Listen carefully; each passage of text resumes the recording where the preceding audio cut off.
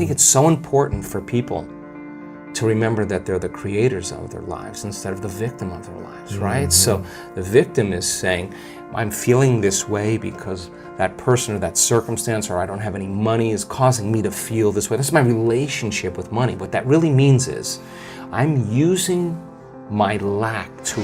I think you gotta have a dream. The School of Greatness. Really? Yeah. Please welcome Lewis Howes. What is your thoughts around the identity of money and the psychology of how it plays into our lives? Because a lot of people want to make more, they want to attract more, but they're just struggling with just the concept of it. Yeah. Well, I think we've been programmed quite a bit with our relationship with money. And we have a relationship with everything known in our environment. You have a relationship, a neurological network in your brain for your parents, for your cell phone, for your computer, where you live, where you've lived in the past, what you're going to do tomorrow. That, for the most part, the brain is a reflection of everything that we know, right? So along with that is our relationship with money. And I feel like I have a really good relationship with money because I work on having a really good relationship with everything in my life. Did you always have a good relationship with money? I think so. I think so. I've never really lived in lack. That just wasn't part of it. Even when I went to college and I had to take out student loans and stuff, I always figured out a way to always be a little bit ahead of the curve. And so let's back up and just look at how people form beliefs. Because most beliefs are created from past experiences, right?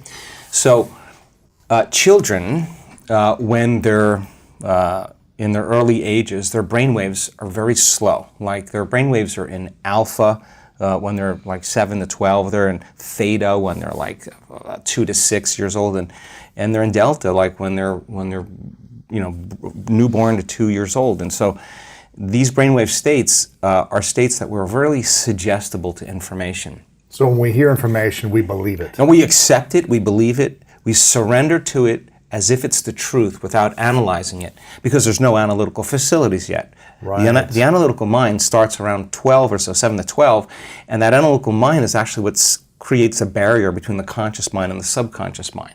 So before 12, roughly, what we see, how we model our parents' behavior, what they say to us. It's all being programmed subconsciously, right? And so that's really, really important, because if you heard money is the root of all evil, money is bad, only certain people are allowed to make money, you have to work hard to make money, this is how you got to do it, and that becomes the foundation subconsciously. Let's recording an audio file. You just keep recording that audio file, it becomes a subconscious program, right?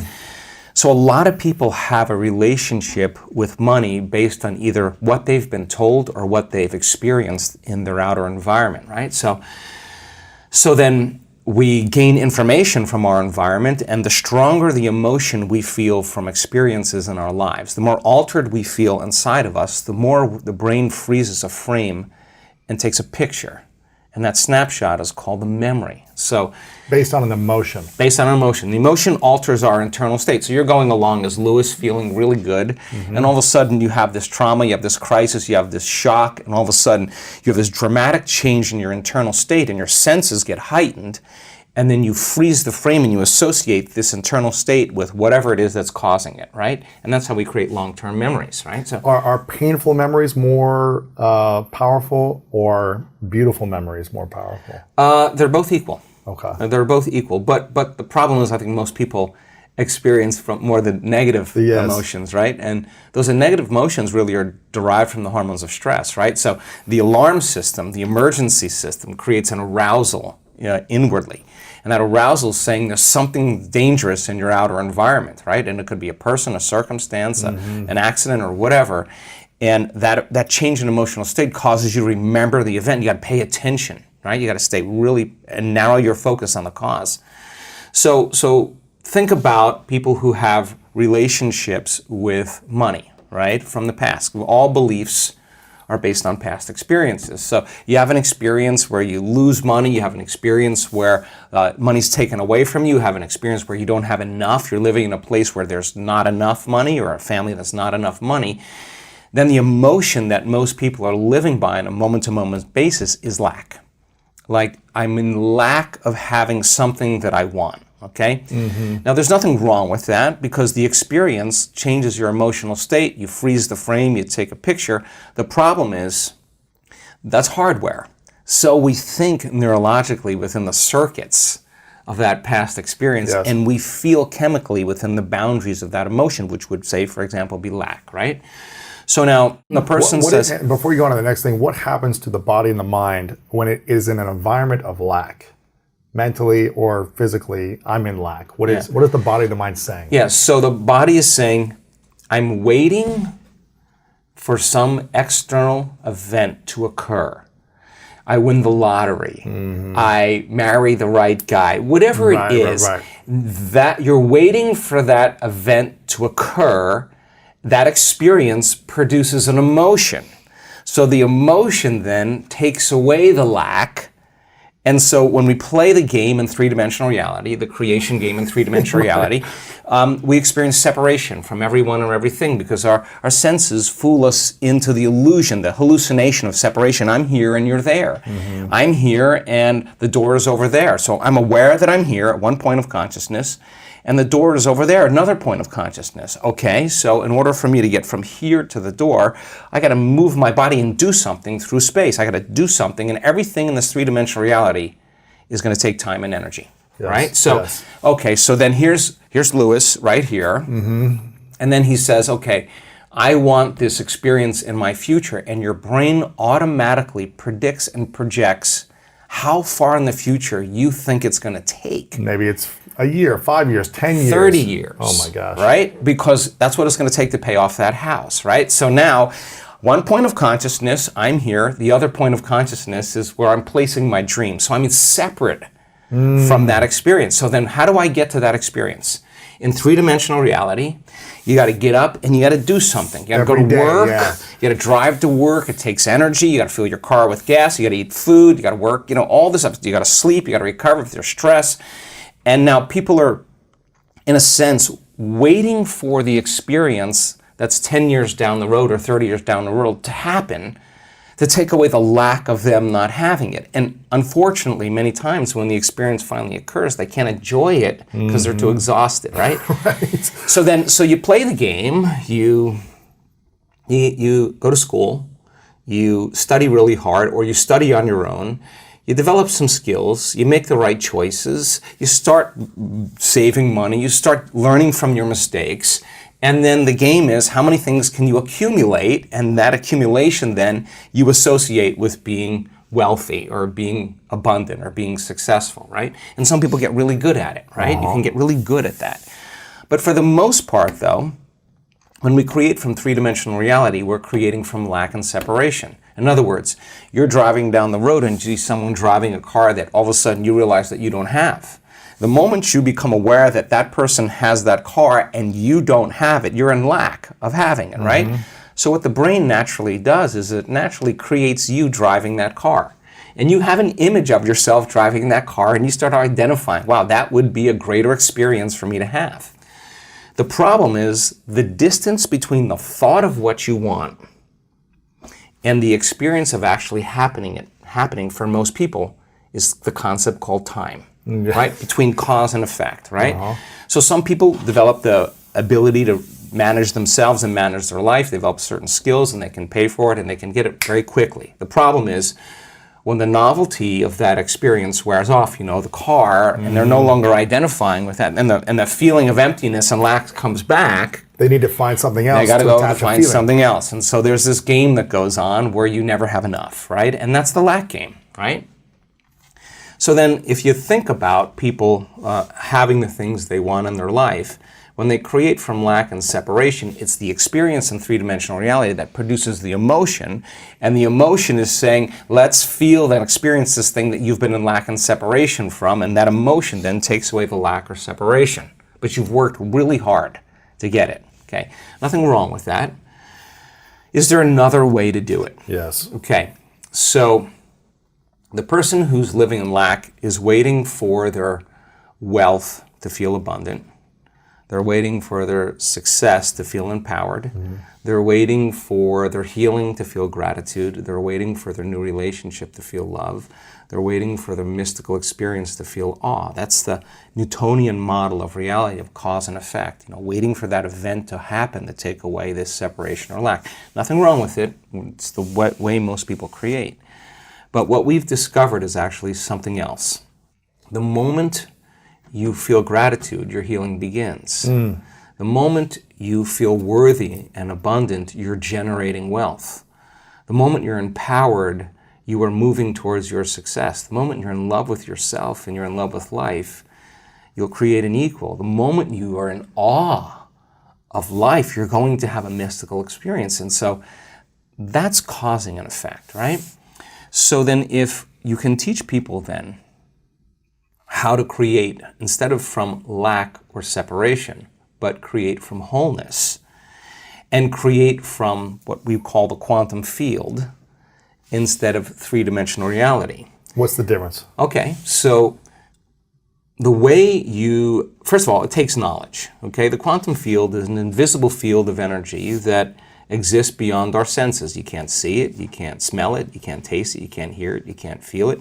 It exists beyond our experience of three-dimensional reality. Would this be in our mind's consciousness, or would this be in a different space? Okay, let's look at that. So the answer to the question is, how much of your waking day do you put your attention on matter, on the material world, and how much of your waking day are you aware of energy and frequency? For most people, they're unaware of the quantum field. And if you're unaware of it, it doesn't exist for you. Right. Just like you have a nose, but if you're unaware of it, it doesn't exist for you. The moment you become aware of it, it exists. Well, the quantum field, you could study all kinds of science, and they'll tell you there is this invisible field of frequency and energy that exists beyond the senses that tend to connect everything physical and material. In fact, everything physical and material is connected to this field, okay? So how do you get there, right? How do you get there? How do you get there? So we discovered that when you take all of your attention off your body and you are not paying attention to your emotions, your drives, your habits, if you could take all of your attention off of every element in your environment, your cell phone, your tablet, your computer, your car, your whatever it is, your bed, take your attention away from everything, every place that you live, where you sleep, or you work, and you're not thinking about time. You're not thinking about your schedule, where you need to be, or what happened yesterday. You can relax into the present moment. There tends to be a dramatic change in the way the brain functions when people do this properly. We call it getting beyond yourself, but in a sense, you're dissociating from your three-dimensional reality. Why?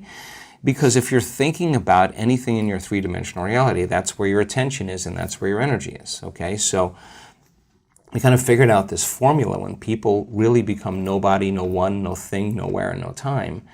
We're pretty much all of a sudden outside the constraints of the Newtonian world of got to do something to get an outcome. And if you can teach people how to linger there without a name, without a face, without a profession, without a family, without a culture, without a past, without a disease, you teach them how to be in this place we call the unknown, right? And you teach them that from that place, that invisible field, is where everything material comes from. And if they could create coherence in their brain, you need a strong signal in the brain. The more coherent the brain, the more stronger the signal. What do you mean a strong signal? Okay, let's see how I could say this.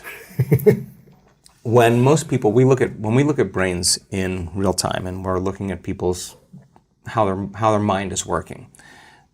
When you're under stress, okay, stress is created by not being able to predict something that's going to happen in your life. The perception that something's going to get worse, or you can't control something, right? So when that occurs, we switch on that primitive nervous system called the fight or flight nervous system, and the brain goes into this very alarmed state called high beta. That means pay attention to the outer world. There's danger out there. But if it's not a predator and it's traffic or your coworker or your ex, right. This is where it gets to be a problem because it becomes very maladaptive, right? So when we're in that state and the brain is in that aroused state, we try to control and predict everything. So every person, every object, everything, every place, even your body has a neurological network in your brain, right? So as the arousal happens, we start shifting our attention to all these elements, and like a lightning storm in the clouds, the brain starts firing very, very incoherently. And when the brain's incoherent, we're incoherent. It's so just that's not a strong signal. It's a static on the wire. That's disconnection. There is no signal. Right. So when we're in that state, we're always really looking for the worst case scenario of what's going to happen, because if you prepare for the worst, anything less happens, a better chance of survival, right? So in this kind of aroused state, as we shift our attention to each one of these elements that are known in our environment, the brain starts compartmentalizing and firing out of order, and that is what creates what's called autonomic dysregulation. That causes the brain and body to get really out of balance, right? So in that state, we're over-focused. You know, when you're stressed, you're over-focused on something. You can't stop thinking about it. Our research shows that when you do that, you actually make your brain worse, because you're analyzing your problems within some disturbing emotion, and that emotion is driving you further out of balance. You're actually knocking your brain and body out of balance by thought alone, and you're driving it into these more aroused states, right? For someone that's been living like that for decades, that's their base state. How do they even realize how to get out of that? They don't. Usually it takes crisis, right? It takes trauma. Extreme breakdown. Yeah, breakdown. A loss, a death, all of a that. Breakup, a divorce, a near bankruptcy, whatever it is, a disease, a diagnosis, whatever, something where you just can't go on business as usual. Now it's time to really start looking, right? They have to wake up then. Yeah. So let's get back to the concept of abundance here, because you need a strong signal in this field. Right. So then, if you can teach people to do the exact opposite, go from putting all of their attention on everything physical and material in the world of separation, and instead of narrowing their focus on something material, ask them to broaden their focus and put it on nothing. Now, I know that sounds kind of crazy, but when you put your attention on space and you divert your attention, the act of sensing without thinking actually starts to slow the brainwaves down. Not only slow it down, but all of a sudden cause the brain to start reintegrating, starts to synchronize, right? And so you see different compartments of the brain that were firing out of order start to resonate. They start to communicate. They're all of a sudden synchronizing, and what syncs in the brain kind of links in the brain. So when a person has their whole entire brain firing in rhythm, that's a very strong signal that you can send out into the field. So when that signal is strong in that position, what can you create from that space? Okay, but that's only one element. Okay. So then the clear intention tends to be a very important element that we have to get down. And the more coherent the brain, the more clear the signal for that intention. So with intention and attention, we could actually make thought more real than anything else. Now, what is that? You're saying, what would it be like to be wealthy? What would it be like to be abundant? What would it be like to have all my needs met? What would it be like to have more than I need? What would I do if I had everything I ever wanted? The answer always is the same. You start giving stuff away. Because if an abundant person is truly abundant, why would they hold on? They would say, I'm not in lack. There's more for everybody, okay? Turns out, though, that the signal sent out isn't enough. You have to draw the experience back to you. And so now, send the signal out to, it's coherent brain, financial freedom, whatever abundance, all these different things. Right. Whatever that is for you. Whatever that is for you. You're putting that out there with your signal, with the intention and the attention. Right. And then how do you draw it to you? So in the physical world, in the physical world, you got to go get it. You got to do something. This is the plane of demonstration. You got to go get it, and when you're in lack until it occurs, right? But I'm hearing you say there's a way to not chase but attract. All right. So if you're creating from the field instead of from matter, right? There's a very strong possibility that you'll shorten the distance between the thought of what you want and the experience of having it. And when there's a vibrational match between your energy and that future that you want to experience, now if you're creating from the field, you actually don't go anywhere to get it. You actually draw it to you. So here comes the synchronicities, the serendipities, the coincidences, the opportunities, and they come out of nowhere. And you say, I don't understand. I didn't do anything. Well, you changed your energy. And so then The other element is a coherent heart, right? And the heart has a magnetic signature. And the magnetic signature is what draws reality to us, right? So you combine that clear intention with a coherent brain. Now here's the key. This takes practice. Yes. Because the person who's living in lack is usually unworthy, is usually insecure, is usually in their past, they're usually frustrated, they're usually impatient, they're usually resentful because nothing's changing out there because it's taking too long. Well, everything takes a lot of time when you do matter to matter, right? So then if you teach them, okay, we know all about that. We know the story behind that. We know what your parents told you about money, all that other. Don't worry about it. Don't worry about it. But now let's do something that would be really cool. Let's write down the feelings of how you would feel if that future happened, and you're going to have to feel that feeling before it occurs. So now, okay, what does an abundant person feel? Pretty much free, a lot of freedom. Peace, excited, joyful. In love with life, grateful to be alive, abundant. Okay, now let's practice feeling those. Turns out when you're feeling those other emotions like resentment and impatience and frustration, you're stepping on the gas pedal, you're just turning on the sympathetic nervous system, and you're stepping on the brake. At the same time, which is you're angry, you're frustrated, but the fight or flight nervous system says run, fight, or hide, and you're sitting in a Zoom meeting and your neck is pulsating is because the heart is beating against the closed system, right? You're not using it in an adaptive way. So the heart starts firing out of order. It starts firing incoherently, and incoherent waves cancel each other out. It's called destructive interference, and then we stop trusting our future. Energy leaves the heart. Energy leaves the brain, energy leaves the heart, and you can't get in touch with the feeling of your future because in survival, which those are hormones of stress, all those emotions, in survival it's not a time to create, right? It's time to run, fight, and hide. Okay, so we got to lay down the very thing we used our whole life to get what we want.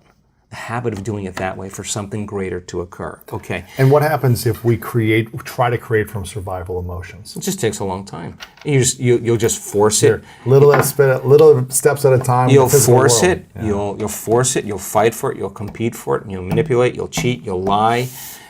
You'll do anything to get what you want because that's what matter does when it's trying to change matter. And everybody's playing that game, right? Everybody's trying to accumulate the most amount of things. Right. Okay, so that's what abundance means to certain people. Get as many things as you can. Okay, you want that? Not a problem. But let's learn the formula of how to create, right? Yes. So then you'd have to feel those emotions before the experience occurred. And if you understood that you could dissociate all of your attention from this three-dimensional reality and have no attention on anything known, and understand it's the field that creates matter, not matter that emits the field. And if you could get to that place and change your energy with a clear intention and elevated emotion, your heart starts beating in this beautiful rhythm like a drum. We've measured it so many times. And when that occurs, the next thing that happens, the heart informs the brain, it's safe to create now. So the person relaxes into the present moment. And then we see this, like if you took a big sheet, and a blanket, and you went like that, the energy of the heart actually informs the brain to move into these beautiful, elegant states of alpha brainwave patterns, coherent alpha. And that's saying, what's the next dream? What's the next opportunity you want to experience? That's a state of creation. So now you have a Wi-Fi signal. You got a coherent brain, that's a directive, that's a signal out, and you got this coherent heart. That's what draws it to us, right? You combine those two, and if there's a vibrational match between your energy and that potential in the quantum field, and you're feeling abundant, and whatever your brain associates with being abundant, that's your call. That's what the creative process is. This is the creative center. The brain, frontal lobe, actually says, what would it be like to be creative or abundant? I don't know what it'd be like to be abundant. Well, then go read a few books on people who actually became abundant and realized it wasn't a glorious process. They failed miserably. They got betrayed. They learned a lot of lessons, but they persevered. And what are the qualities of that person that you could embody. That's the key, right? Because it's not about wealth. It's who you become, right? Because people think it's about their wealth, but it's the becoming process. It's the overcoming. That attracted that, right? Of course. So then you got to turn the battleship around, because most people say, I can't feel grateful for my wealth because it hasn't happened yet. That's the hypnosis. Waiting for the experience to happen to feel grateful. Well, that's Newtonian, that's three-dimensional reality, that's cause and effect. The quantum, you got to feel it in order for you to experience it. Okay, so this heart becomes like an amplifier, and it sends that signal out, and that frequency can carry the thought of your abundance. Suffering cannot carry the thought of your abundance. Lack cannot carry the thought of your abundance. It's a different frequency, right? We feel different feelings like suffering. We think different thoughts, right? So people can say, I'm abundant, I'm abundant, I'm abundant, I'm abundant, all they want, but that thought is never making it to the body, because it's stopping at the brainstem, because the body's saying, I'm miserable, I'm unhappy, I'm in lack, right? So the affirmation doesn't work, right? Okay, so let's go one step further. Yes. So if you practice this, and you actually understood, well, we teach this pretty well, but if you learned it just like learning how to play handball, or learning how to hit a golf ball, learning how to dance a salsa, if you just practiced the form, you got really good at it. If you were doing it properly then, what would be the outcome?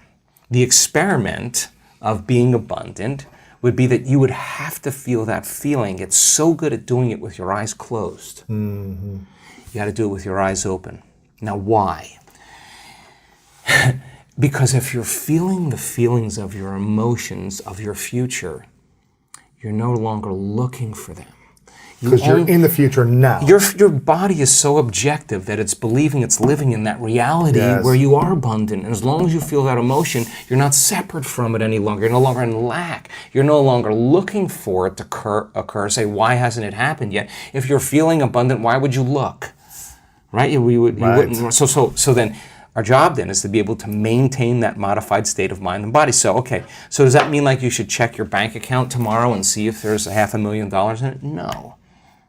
You keep tuning into that potential, and then here come the synchronicities. Yes. What's that? That's feedback in your environment. It's the universe saying, hey, Lewis, whatever you're doing, all of a sudden, we are starting to create, right? And I think it's so important for people to remember that they're the creators of their lives instead of the victim of their lives, right? So the victim is saying, I'm feeling this way because that person or that circumstance, or I don't have any money, is causing me to feel this way. That's my relationship with money. What that really means is I'm using my lack to reaffirm my dependency, my addiction, my conditioning. That's my relationship with money, is that I put my attention on money because I don't have it.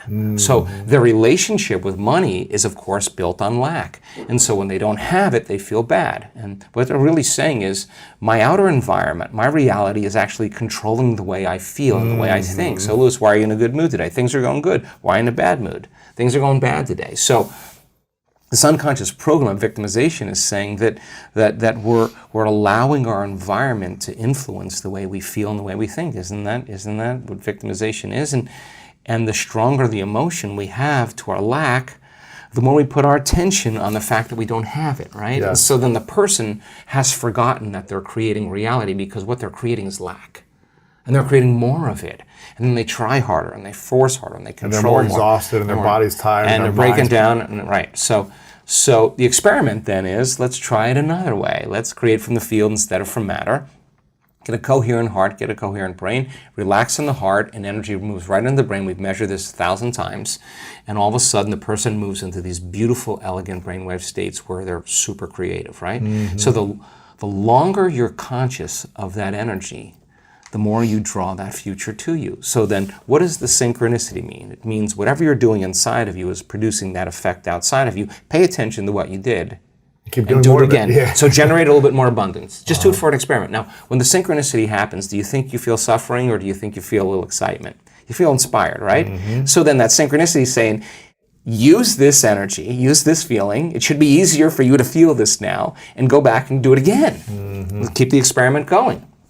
Then here comes the promotion. Here comes the email. Here comes the person you meet at the right time. Yes. Right? Whoa, we have something happening here, and then that becomes the momentum, right? So then, we generate abundance. That's how we do it. And the relationship... It doesn't just happen by accident, we generate it. We generate abundance, right? So then if you have an hour meditation where you're tuning into your abundant future, but then you're spending the other 15 hours a day in lack, don't expect anything to change. You defaulted. You're back to the old energy. And if you say it's that person or that circumstance or that bank account, I'm going to say you're back to the unconscious program of being a victim, right? So then let's go a step further. If your personality creates your personal reality, and it does, and your personality is made up of how you think, how you act, and how you feel, then the present personality who's listening to this podcast has created the present personal reality called their life. Nothing big there. Which means if you want to change your personal reality, you're going to have to change your personality. Right. Nothing changes in your life until you change, right? So then 95% of who we are is on autopilot, right? It's a programmed thoughts, hardwired thoughts, beliefs, perceptions, unconscious habits and behaviors, and really, really emotional responses that tend to be really knee-jerk and automatic, right? So if 95% of who we are is a set of unconscious programs, then the first step to change is becoming conscious of those unconscious thoughts. Now, people think when they sit down to do the work and make their change that they're doing something wrong. No, those thoughts have to come up. I'm not worthy, it's never going to work. But the person who's truly persevering towards their abundance realizes just because they have that thought doesn't mean it's true. They're curious on what's on the other side of that thought. Well, that's just a thought, right? And nerve cells that no longer fire together no longer wire together. So you keep moving past that thought, it has less and less power over you, right? Now you have power over it, or better yet, you're using your brain in the proper way instead of being a victim to your brain, right? If you complain about money, if you judge people who have it, if you rush when you're in lack, if you cheat when you don't have what you need, an abundant person doesn't do that. You got to look at that and say, I got to break these habits. Yes. Oh my God, if I truly want to be abundant, I can't act this way. Now here's the big one. If I truly want to be a new personality that's in a new personal reality, I can't take lack with me.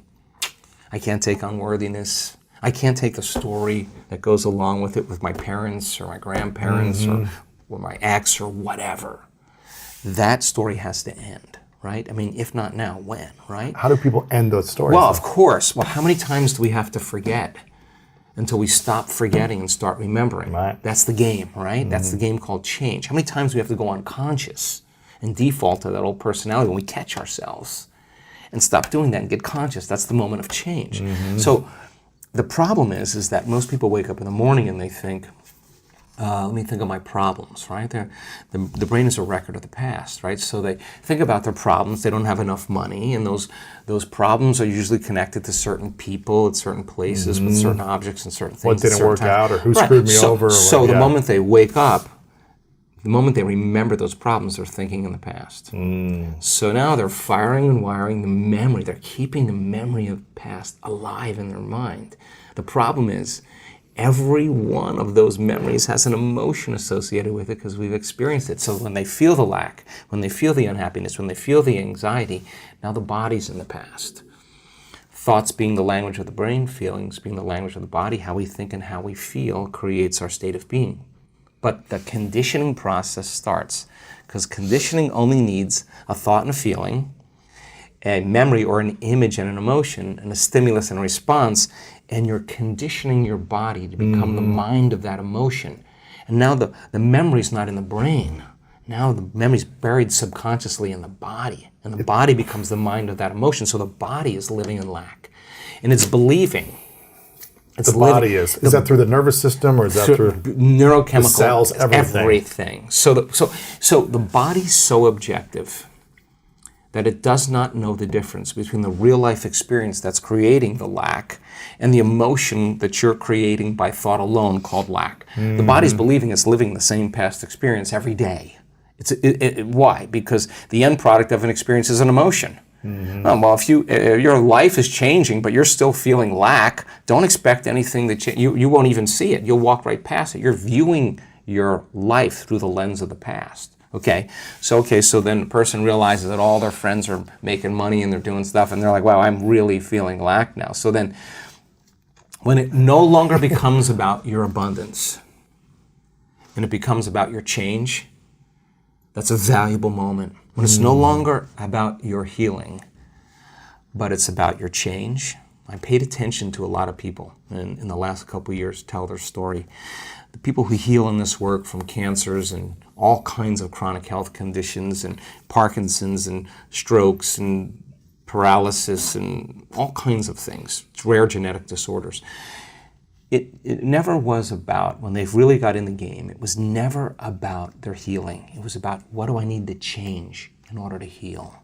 When the game goes like that, so then the person who's feeling lack, on some level or another, it's not just in the mind, it's in the body, right? So let me hear you say that again. When someone's looking for abundance, it's never about the abundance, it's about the change they need to make for healing? No, I'm using healing as an example, yes. But let's use abundance as an example.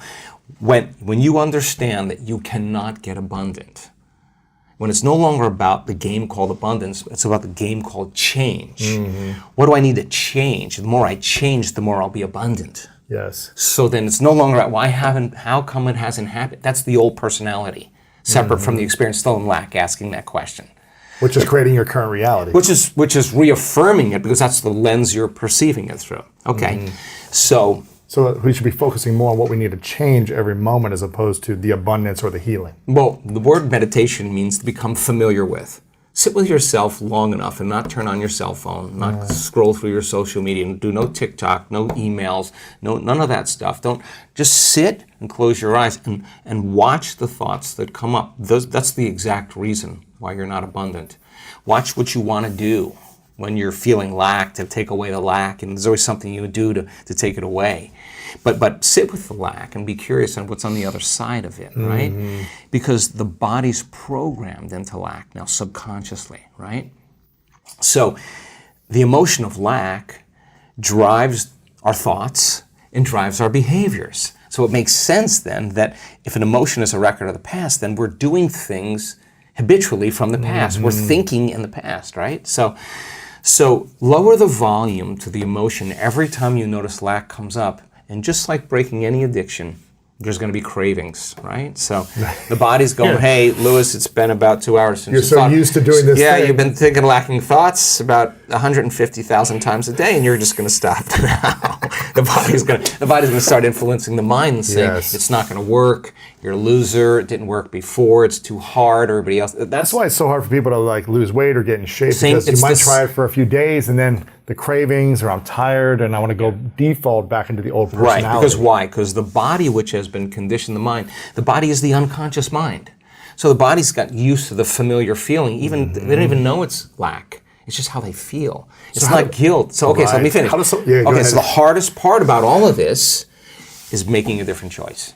And the moment you decide to make a different choice, get ready, it's going to feel uncomfortable. Right. It's going to feel unfamiliar. Your body's all of a sudden saying, hey, Lewis, why don't you start thinking those same exact thoughts, do the same things, make the same choices, demonstrate the same behaviors, have the same experiences, so you could feel that feeling of lack. Complain again to somebody, call somebody up and say how miserable your life is, right? And that's the known, right? So the body is always influencing the mind to return back to the familiar territory. To the default. The default, okay. All right, so now the person says, okay, what thoughts do I not want? What would an abundant person think this way? The people in our work that have created, I had a guy come to our event. I love this guy. He healed himself. He tried to take his life 3 times. When he told me that when he came to our work, he didn't have $2 to rub together. He's worth hundreds of millions of dollars now. And he just keeps giving it away. Wow. His lesson wasn't the wealth, it was who he became. So it's the overcoming process that is the becoming process. Right? Who did he become in that journey? Exactly. He had to get beyond all of those thoughts of his past, all the mistakes he made, all the things he did wrong, all the money he owed there, all of that. That was like, he just had to no longer be that person any longer. But he did say, how would a wealthy person live? And when he created his wealth, what do you think the first thing he did? Started giving? Giving it away. Why? Because an abundant person doesn't have any lack. And he knows how to create more of it. And he's in the experiment. Well, what would happen if I keep giving it away? He keeps getting more. That's a good experiment to have, because he is actually living in that abundant state. He also had tremendous healings taking place, because when you heal your heart, you heal your mind. I mean, it's just the way it is. We saw it so many times, right? So he healed his heart. He got an upgrade. He got an upgrade, right? Yeah. So then the next fundamental question is, how would an abundant person think? Write it down, dude, and fire and wire those thoughts in your brain and install the hardware. Keep doing it with attention and intention. It becomes the new voice in your head. It becomes a software program. Then say, okay, how am I going to be in my life today? What would an abundant person, how would they behave? And before you reach for your cell phone and start scrolling through your social media, close your eyes and rehearse in your mind how that person would walk, how they would breathe, how they would smile, how they would greet people, how they would be on Zoom calls, how would they be in traffic, how would they be at dinner. And the act of closing your eyes and mentally rehearsing the act, if you're truly present, the brain does not know the difference between the real life experience and what you're imagining. In fact, just a little bit of time, you start to install the neurological hardware to look like you already did it. Now the brain is no longer a record of the past. It's primed for the future. Keep doing it. Keep rehearsing. No different than playing an instrument. No different than learning how to dance. No different than learning how to act or play a sport. Everybody's always rehearsing, right? The rehearsal process changes the brain to look like you've already done it. You've already experienced it. Now, what's the essential part of that? The hardware is in place. Now all you got to do is step into the footprint. Keep doing it. It becomes a software program. You start acting like an abundant person. Everything changes. Your energy changes. Your mood changes. The way you walk, the way you breathe, your posture changes. You're out of the known, right? Yes. You got to condition the body now emotionally into the future. Can't open your eyes in the morning until you are feeling worthy to receive. And if you can't feel worthy to receive, then if not now, when? If it takes you 2 hours to get there, ask me if it's worth 30 years of running, trying to get what you need matter to matter.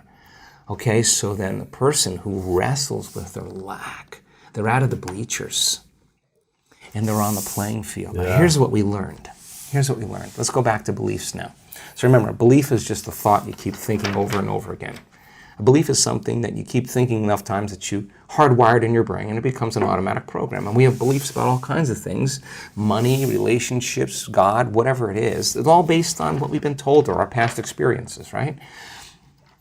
The boundaries of those beliefs are our emotions, right? So let's just say you got betrayed or somebody abused you or your father told you that money was bad and there's never enough of it or whatever.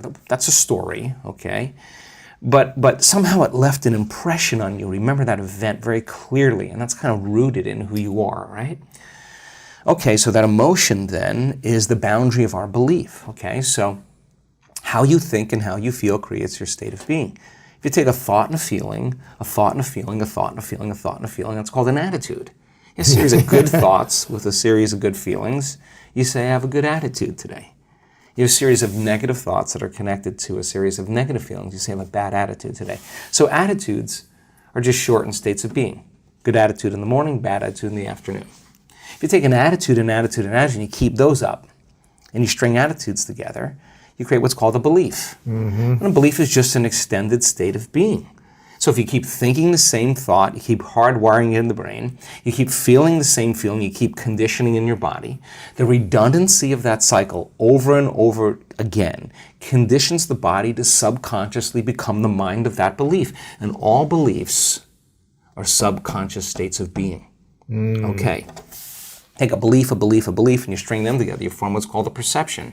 And perceptions are just such extended states of being that we're unconscious. And so then we edit out reality. In fact, most people don't see things the way they are. They see things the way they are, right? And people are always filling in reality unconsciously based on their memory. They could be married to a person for 40 years and they don't see the person, they see the memory of the person, right? And there's research to prove this, okay?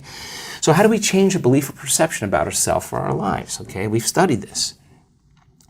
Okay, let's just say that lack is ingrained in there. You got the story, you lived on the streets, you lost everything, you got betrayed, your business partner took everything, took your wife, you got the story in the half, okay? Okay, you got to start telling a new story of the future, right? You got to believe in that future more than you have to believe in the past. So how do you do that? You only believe in the past when you feel the emotions of the past. The only time you're going to believe in the future is when you feel the emotions of the future, right? Okay? So in order for us to change a belief or perception about ourselves and our lives, we have to make a decision with such firm intention that the amplitude of that decision carries a level of energy that's greater than the hardwired programs in your brain and the emotional conditioning in your body. And your body literally has to respond to your mind. That the choice that you're making to change in that moment becomes a moment in time that you never forget. And here's the key. Physically, the stronger the emotion you feel when you make that choice, the more you'll remember the decision. Okay, so then how do we down-regulate that old belief? If the trauma created an emotional quotient of 6 or 7, then your decision to change your beliefs got to be a 9. Right. And you got to come out of your resting state, and that moment has to define you. You could say, I know exactly where I was, the time of day it was, who I was with, when I made my mind up to change, right? Because you created a long-term memory. Long-term memories are created from strong emotion. Right? But if the amplitude of that emotion is greater than the betrayal, boom, the body starts responding to the mind, and you're actually giving your body a taste of the future emotionally. So you brand your... What's possible. No, your body's actually getting the taste of that future event. It's experiencing the future now. Now, exactly. Big explosion in the quantum field. Big explosion. So the side effect of that is if you combine that clear intention with that elevated emotion, you're basically remembering your future, and it looks no different than remembering your past. Think neurologically within the circuits of that memory and feel within the emotions of that new belief and watch your life begin to change, because nothing changes in our life that we change. And when we change our energy, we change our life. So now the experiment all of a sudden is no longer based on it being hard or trying or wishing or wanting or hoping. That's what we do when we're in lack or separation. It's about change. So then when we finally realize, in order for us to become abundant, we have to overcome the old personality. And that's 95% of who we are, right? Yes. So then the side effect of the beginning of this process is a lot of discomfort. It is a lot of discomfort because you're stepping outside the known into the unknown, and now you can't predict. It's scary. No, you'd rather hold on to your lack. The pain, the suffering. Rather tell the story of that. At least it makes you feel something that's familiar. When you step outside and you're saying, I'm not going to complain about money any longer. I'm not going to complain about I don't have any. I'm not going to judge other people who do. I'm not going to say I can't. I'm not worthy. It's never going to work. All those things got to go. I'm not going to feel lack. I'm not going to feel unworthy. I'm not going to feel separation. I'm not going to feel resentment. These are the things that are keeping my reality the same.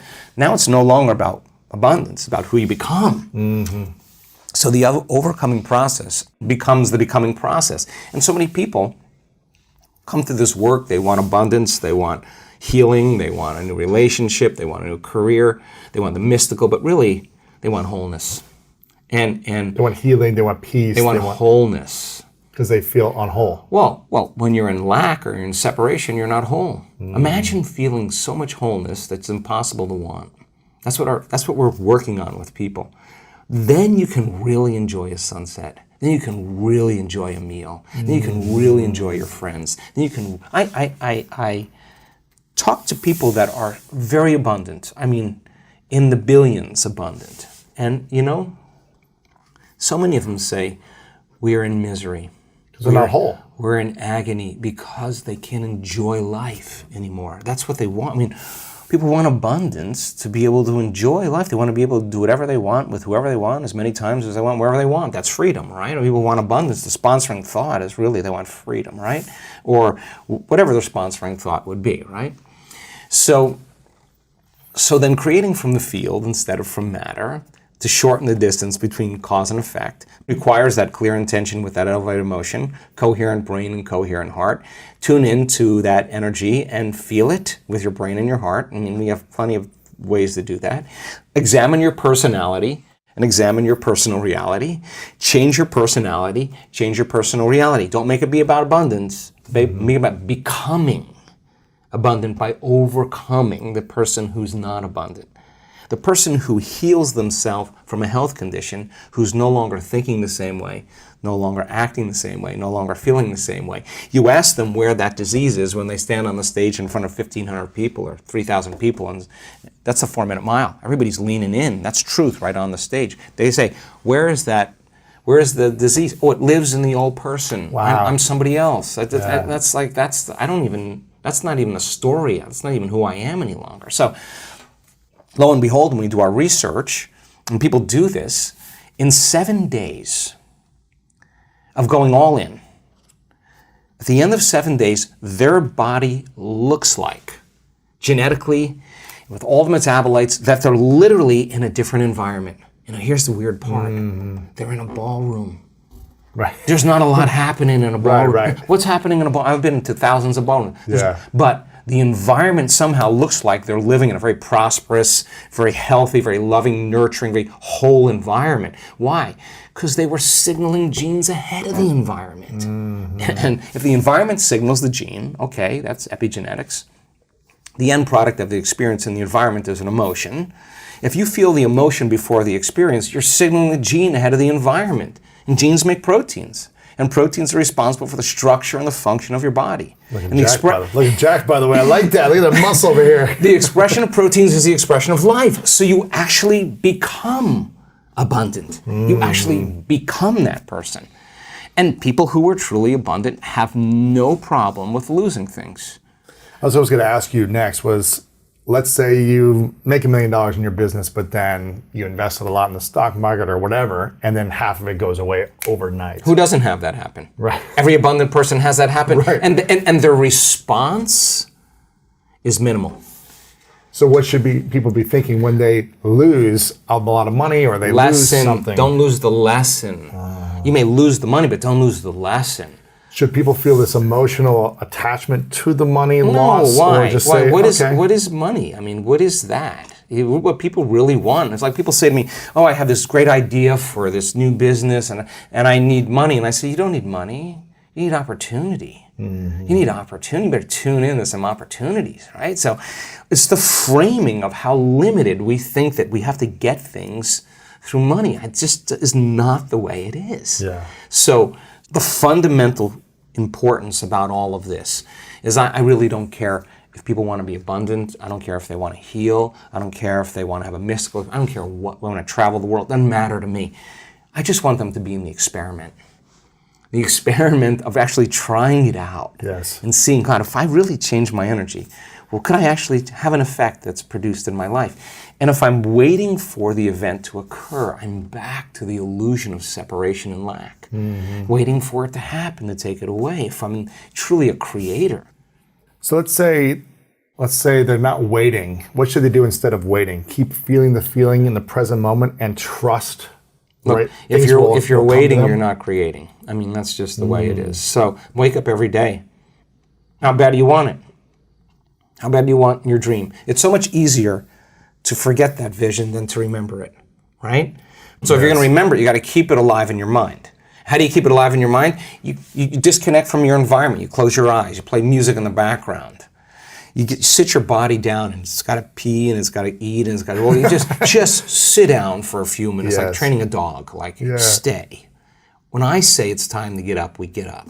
Don't be thinking about what's going to happen in your day. You already know what's going to happen. Don't think what happened yesterday. You already know that. Get in the present moment and say, who do I want to be when I open my eyes?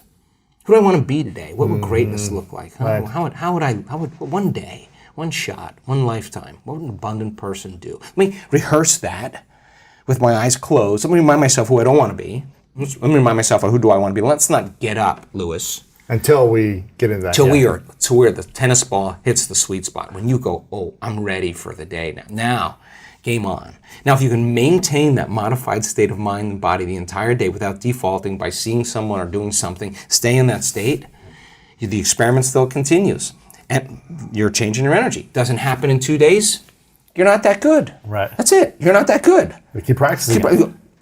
People who show up for the 21 weeks in a row, this woman, 21 weeks in a row, the end of 21 weeks, she knew it.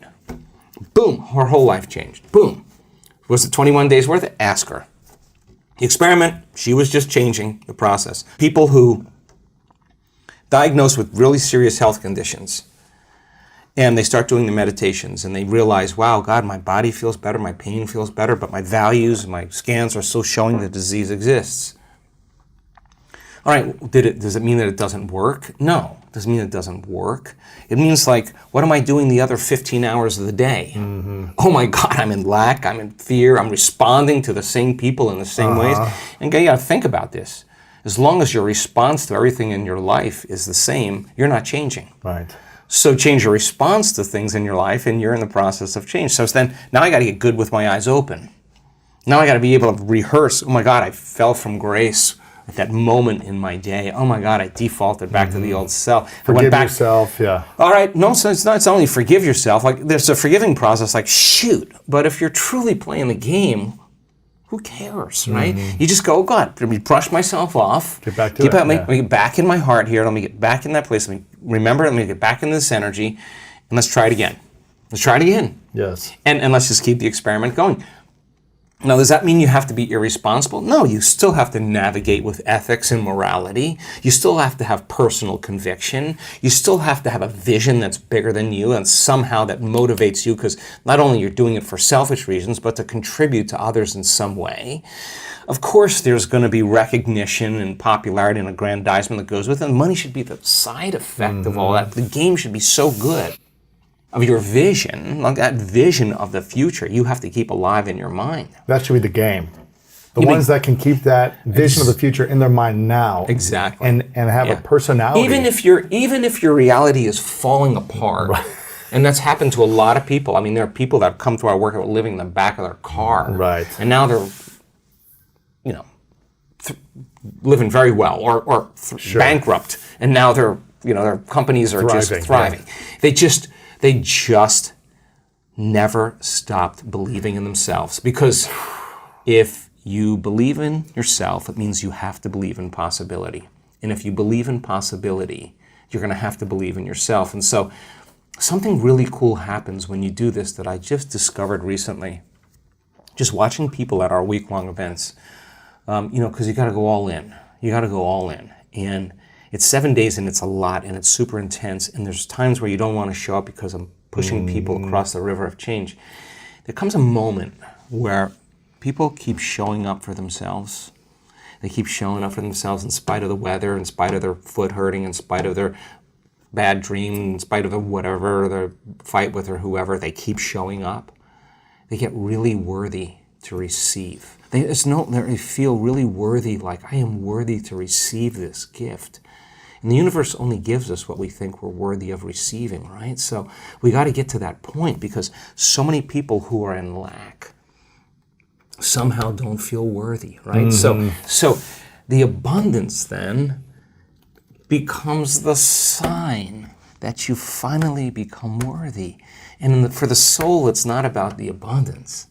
It's about mastering your worthiness. And the reflection is the things that you accumulate. What's the strategy to start believing we're worthy of receiving now?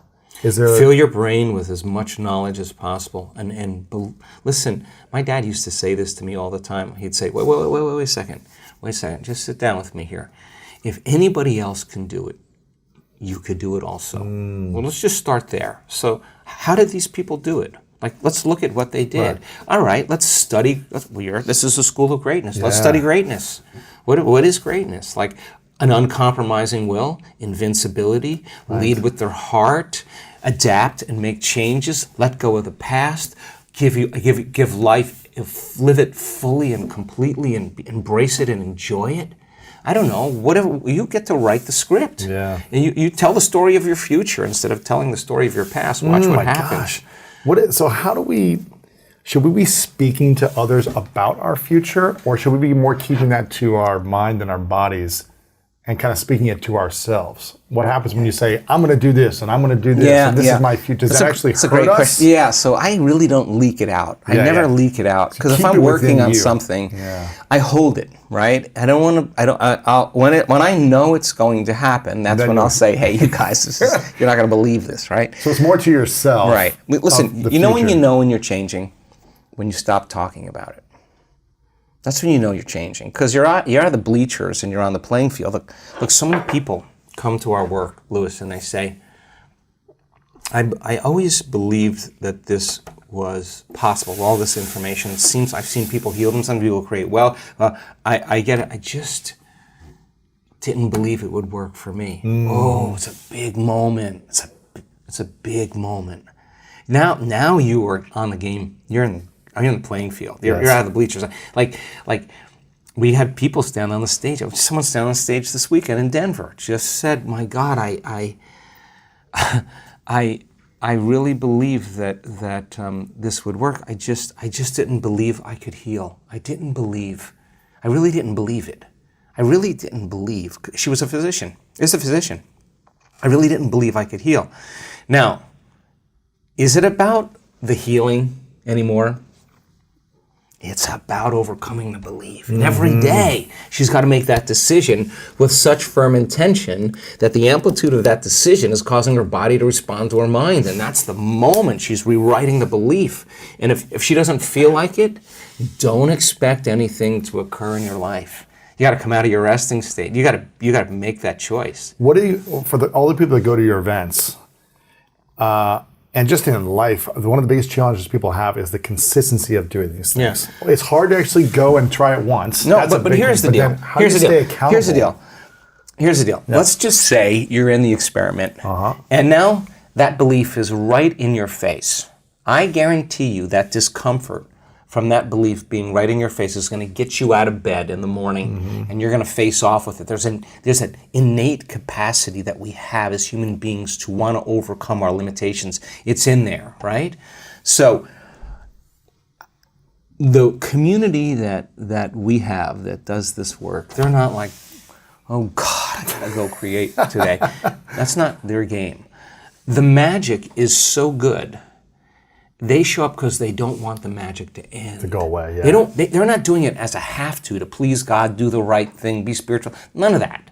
It's not an obligation. It's something that they actually look forward to doing, because the experiment in their life is creating all these wonderful opportunities. And there's plenty of people in our work that started new businesses that are they're jamming. They're jamming. And they would never be victim to those circumstances, right? They just wouldn't let those circumstances define them, right? Yes. What defined them was the vision of the future. And that vision they had to keep alive, and the emotion was the energy that drove them right to it. If you enjoyed that interview, then I know you'll love what we have coming up right now.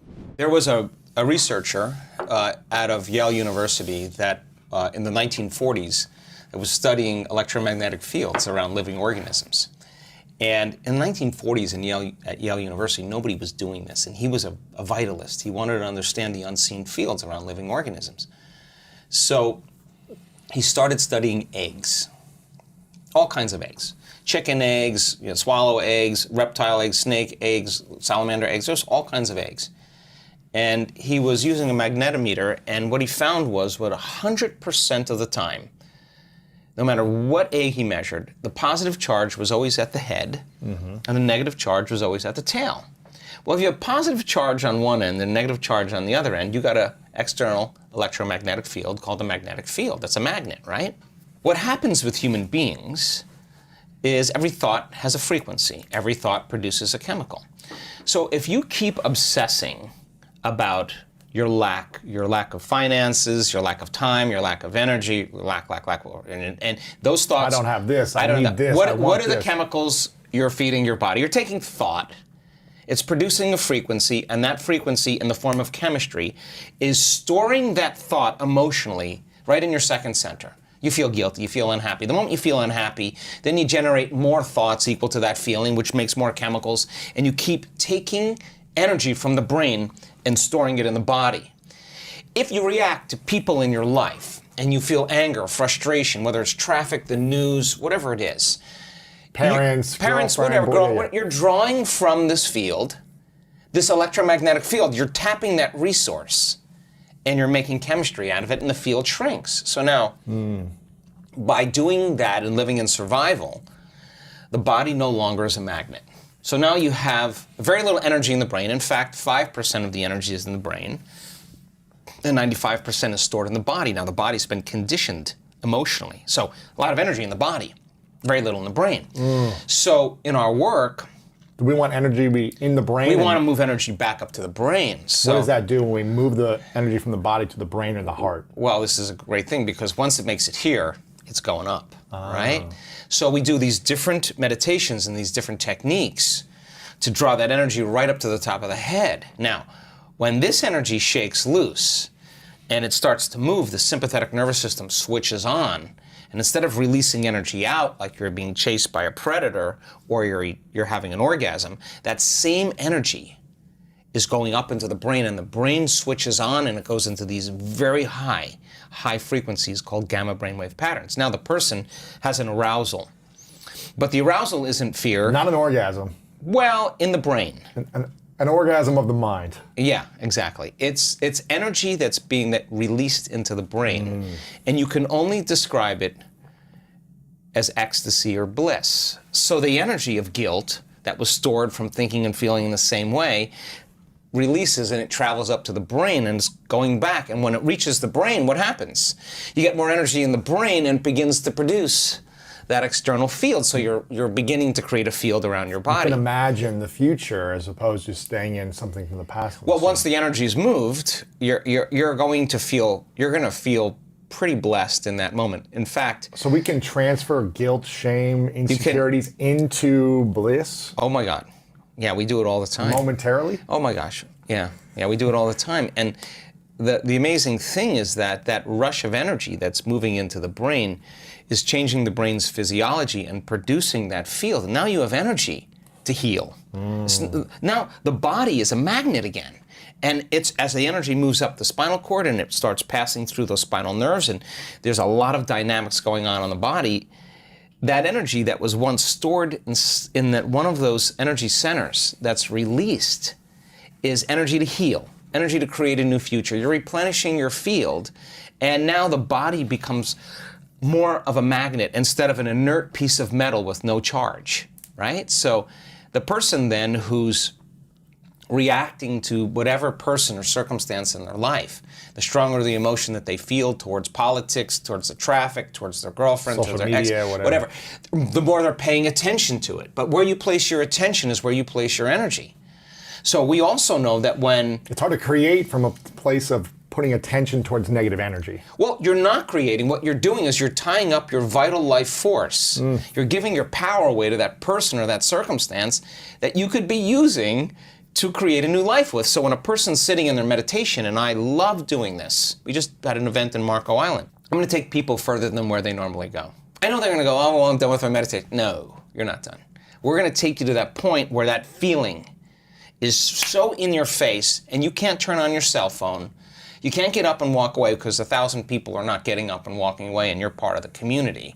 You're sitting in the fire and you have one of two choices.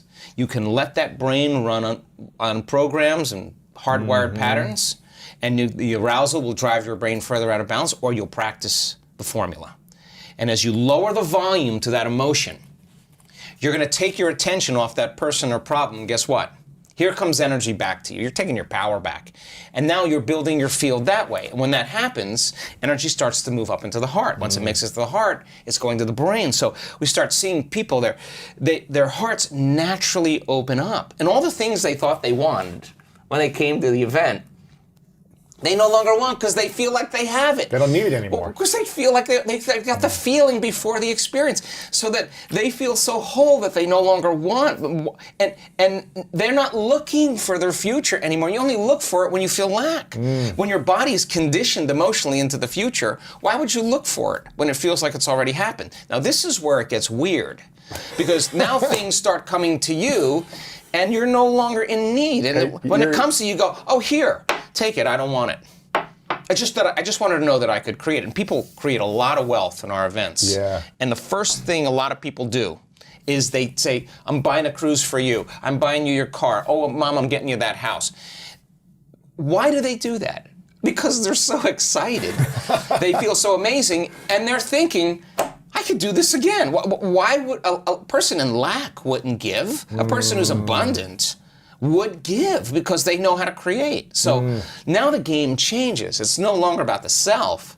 And you're doing it because that you know that you can create it. So then maintaining that state, when you're in love. Yes. When you're in love. In your body. You are in love. Not in another relationship. No, you're not looking for it. You're not looking for it. You would be in lack. When you're in love, there's nothing to do. You're in love. You're the magnet. You are it. And so you are love. Yeah. So the events that come into your life would not only be just a reflection of a relationship with someone that you wanted to be intimate with. You would have meaningful, loving relationships that would enhance that feeling. And when it didn't, you would say, "Ooh, you know what? I don't know. I don't know if this is right for me." You would trust that because you worked really hard to nurture this, to protect it, to grow it, to trust it again, to open up, right? It takes a lot to do this. But we see men in our work. I was on them this week. I never let up on those guys. Big, macho guys. You want to know what courage is? Let's go. Let's open that heart.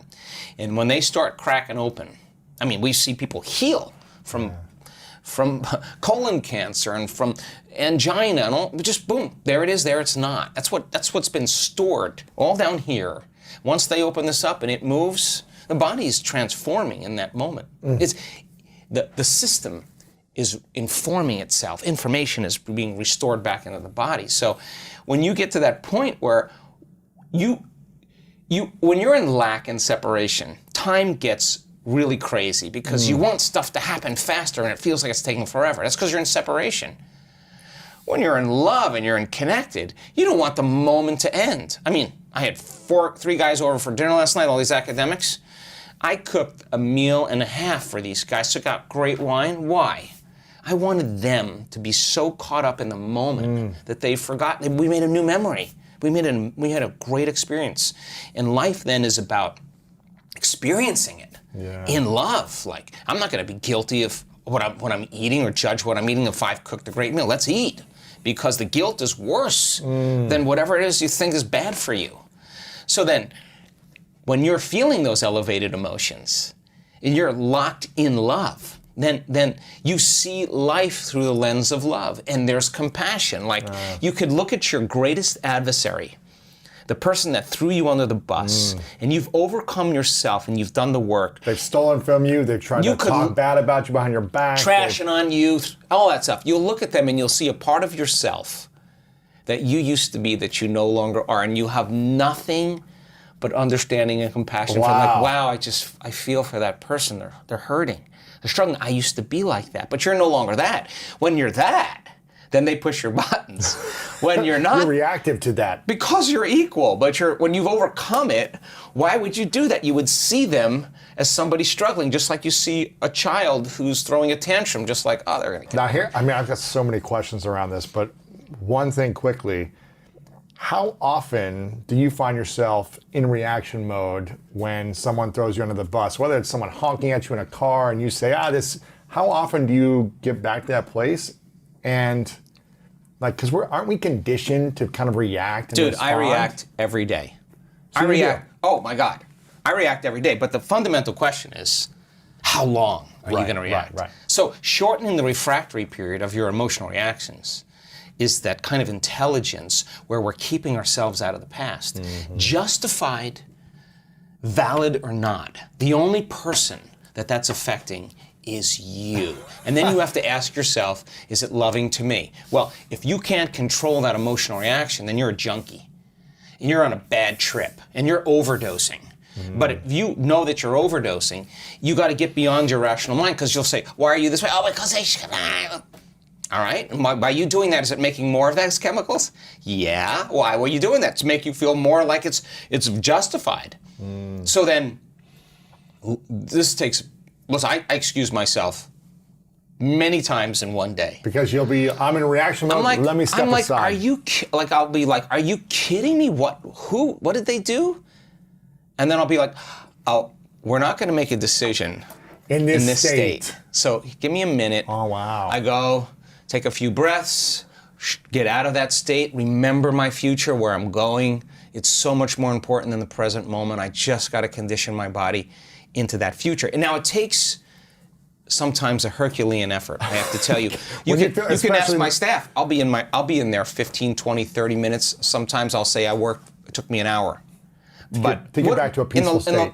In the expanse of all eternity, if I don't overcome that emotion, then I'm in my past, and that's karma, because that emotion's going to drive my behaviors and thoughts, and I'm going to be predictable. My past is going to look, my future's going to look a lot like my past. So if I'm soulfully on the journey, then what matters the most is being able to learn the skill of self-regulation. So in our events, when we see people that can do brain and heart coherence, they know the formula. When I look at their brain scans and I'm like, Lewis, great brain. Hey, I see you can hold that heart coherence for 45 minutes. Great. Now let's put you on a pole at 55 feet in the air. Let's get a heart rate monitor on you, and let's see what you're going to do up there. Do you want to be able to self-regulate there? Because if you can there, it's not like I'm trying to give you an adrenaline rush. Actually, I'm trying to do the opposite.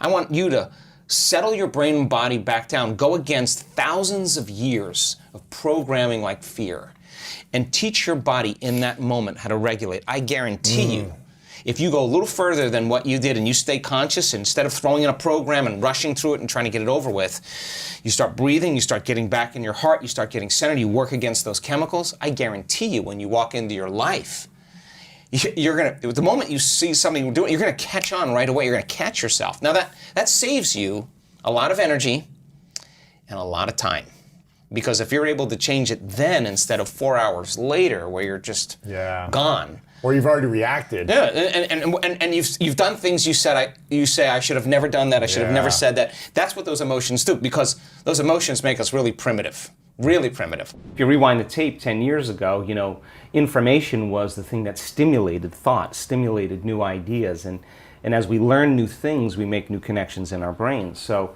as we begin to add new stitches into that three-dimensional tapestry in our mind, we're beginning to cause our mind to function in new ways. But the key then is to apply it, to personalize it, to do something with it. And 10 years ago, when I got in front of an audience and talked about the application, nobody wanted to step outside that philosophical, theoretical, intellectual realm, right? Because doing something means you're going to have to change something about yourself. Painful. Yeah, you're going to get uncomfortable, right?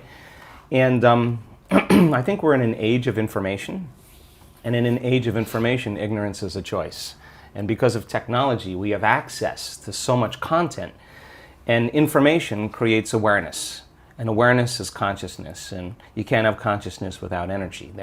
They work together. So there's an energetic change, I think, that's taking place in the world right now, where people are so informed that old models, old paradigms are beginning to break down, whether it's the medical model or the religious model, the educational model, journalism, the economy, politics. It's all beginning to come to the surface, because something else has to come out. And I think that one of the things that people are realizing is that you don't have to be a Buddhist monk to do this, or a nun with 40 years of devotion. You just got to understand the formula. And just like any skill or anything you learn, you got to go from thinking to doing to being. You got to take knowledge, you create the experience, and if you keep doing it over and over again, you start getting a skill, or you start getting wise about how to do it. And you know that you know how to do it. Well, in the last 10 years, we have assembled a scientific team, and let's see if you can really make significant brain changes. I don't want those changes to just be in your mind. I want them to be in your brain. I want to be able to see before and after pictures to say that person has a significant change after a traumatic brain injury or anxiety or depression or a cyclic mood disorder or a stroke. We want to see that there's been significant change. At the same time, let's measure your brain in real time and let's look to see what that transformation process looks like. And in the discovery, Lewis, of that process, we gained so much knowledge about what that transformational process looks like. In other words, I can tell you without a doubt that if you're analyzing your life right now within some disturbing emotion, that 100% of the time you're going to make your brain worse. If you think about your life, if you're stuck in an emotion, like you're frustrated, you're angry, you're fearful, resentful, and you're thinking within that emotional state. In other words, you can't think greater than how you feel. That means then you were thinking in the past because those emotions are a record or residue of the past. So we see people in the process of change that are analyzing in duality or polarity.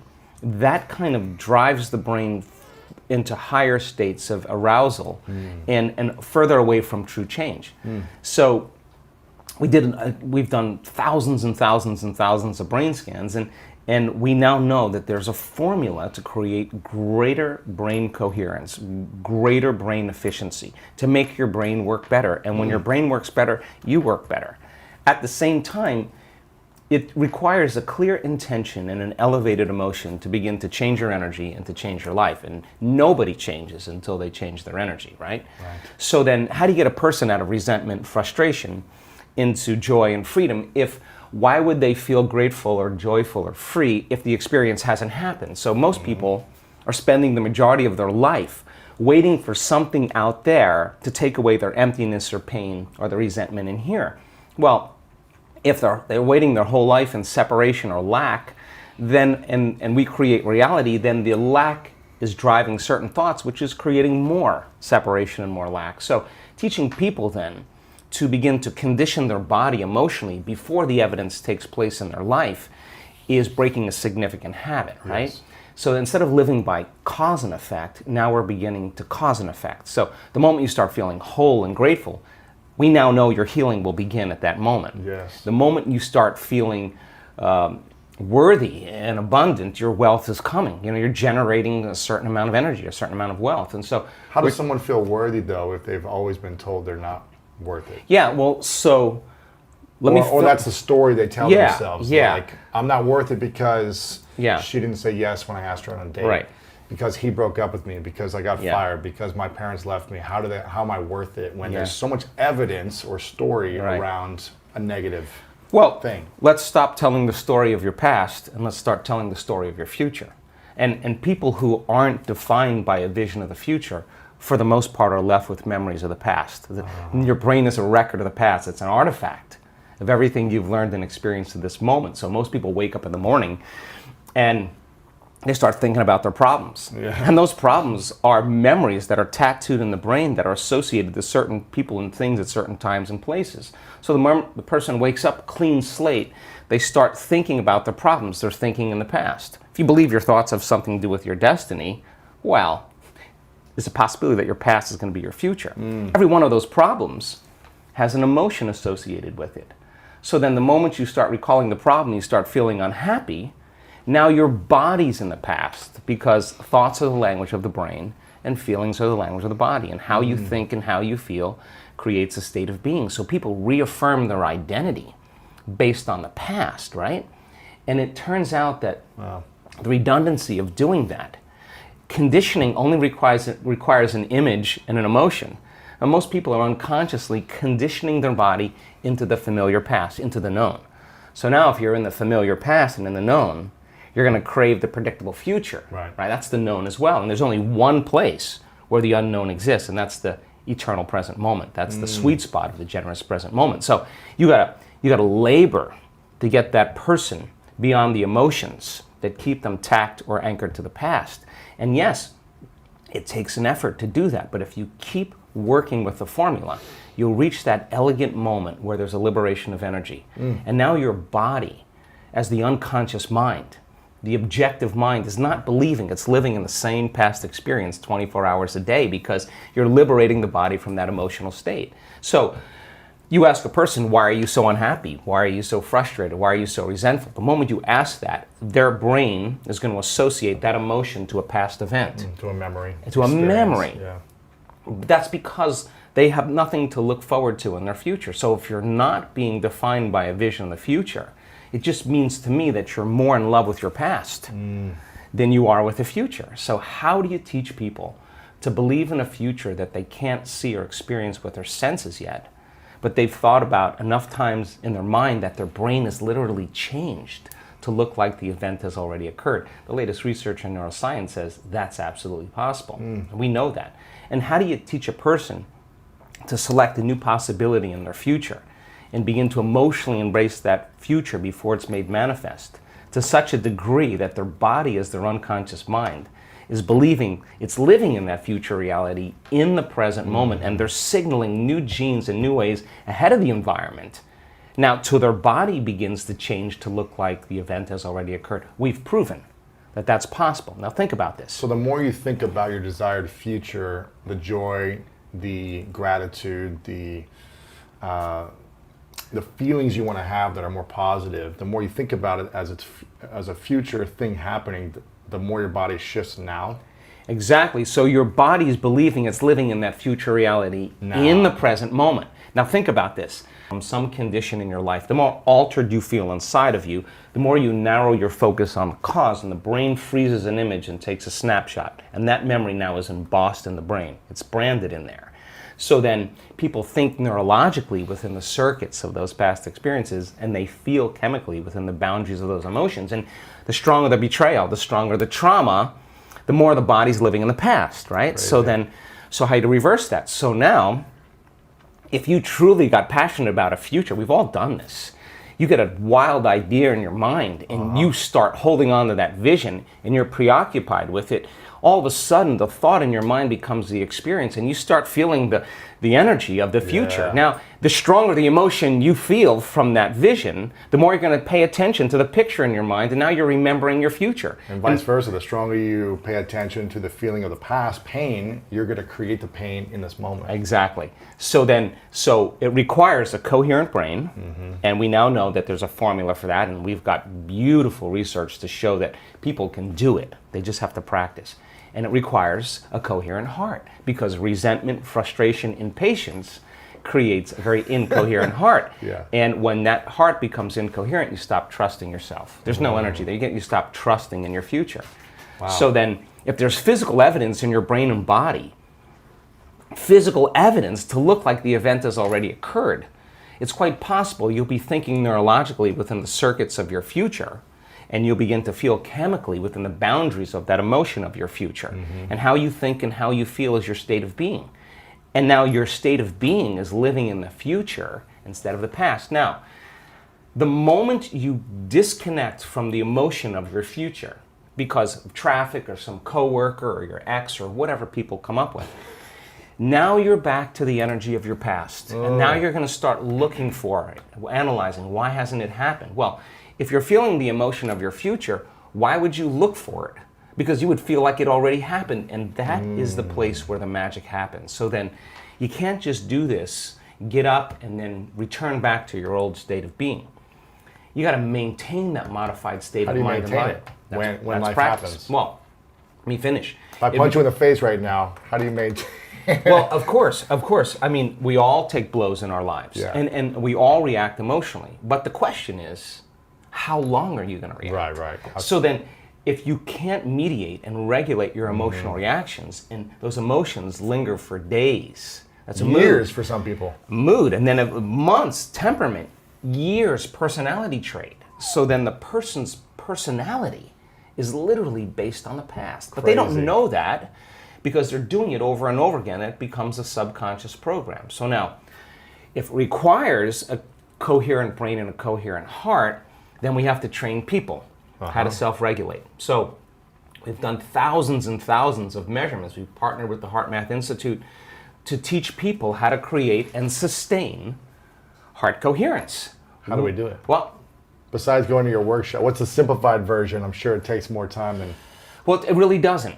It really doesn't. It just requires getting still, closing your eyes, putting your attention on your heart, changing your breath so that you move into the present moment. And when you slow your breathing down, you slow your brainwaves down. When you slow your brainwaves down, now you're accessing your autonomic nervous system. So then you train a person how to open their heart and feel an elevated emotion. And it takes a little practice. And just like a flower that takes time to bloom, it takes a little bit of time. But if you work in trading the resentment, the frustration, or the impatience for gratitude, appreciation, and thankfulness, and you keep at it, there'll come a moment where that system switches on, and now you're feeling grateful for no reason at all. Now, that's not a bad thing, because gratitude, the emotional signature of gratitude, means something's happening to you. Something has happened to you. You're receiving something, or you just received something. So your body then, when you're feeling gratitude, is in the perfect state of receiving. So then that means then you'll accept, believe, and surrender to the thoughts equal to the emotional state of gratitude. If you're living in resentment, you're living in fear, you're living in impatience, you could say, I'm healthy, I'm healthy, I'm healthy, I'm wealthy, I'm wealthy, and with all you want, and that thought's going to stop right at the brainstem and never make its way to the body, because the body's not feeling it, or because why? Because you're feeling resentment, and that thought is not consistent with the emotion of resentment. Resentment has a different set of thoughts, right? In other words, once you start opening your heart, it begins to move into coherence. It begins to produce a measurable magnetic field up to 3 meters wide. Now that's frequency, that's energy. And all that energy, that frequency, carries information, carries an intent. So then when you're feeling gratitude and your heart is open, you're broadcasting energy into the field. Now, frequency. A frequency. You lay the intent of the thought of your health or your wealth. That frequency can carry the thought of your wealth. It can carry the thought of your health. If you're suffering, suffering does not carry, that energy does not carry the thought of your wealth. It carries a different set of thoughts. So then we're teaching people how to self-regulate, because if you're going to believe in that future that you're imagining with all of your heart, it better be open and activated. Right. And you better know how to self-regulate. And you have to know the moment you disconnect from the energy of your future because of some circumstance in your life and you lose that feeling, if you're practicing it on a daily basis with your eyes closed, then the next level is to be able to open your eyes and do it right in the moment and be able to self-regulate and change the frustration from some experience in your life back to the energy of your future. Now, that requires great awareness and great effort. But if you have a community of people that are practicing this on a daily basis and they're connected to their future, because that's where their mind is, they begin to want the future more than the emotions of the past. So we've done enough measurements now, Louis, to know that we can teach people how to do that, and we have evidence that people can sustain it for 45 minutes to an hour. It's a skill now. They know that they know how to do it. So now they have brain coherence and heart coherence. Well, once the heart begins to become orderly and coherent, it acts as an amplifier and it drives energy to the brain. So now the brain is getting more energy once the heart is open, and then you're thinking a different set of thoughts. And those thoughts produce different chemicals for you to feel more of that. And here comes nitric oxide from oxytocin, and then all of a sudden your heart literally starts to swell. It literally begins to open up, and there's more energy going there, and now you're coming from a different level of mind. What is the most important thing in your life? And that could be your family, that could be your hobbies, that could be certain causes. And if that's more important than money, you should go for it. And I can teach many ways to invite money in after you find what you do.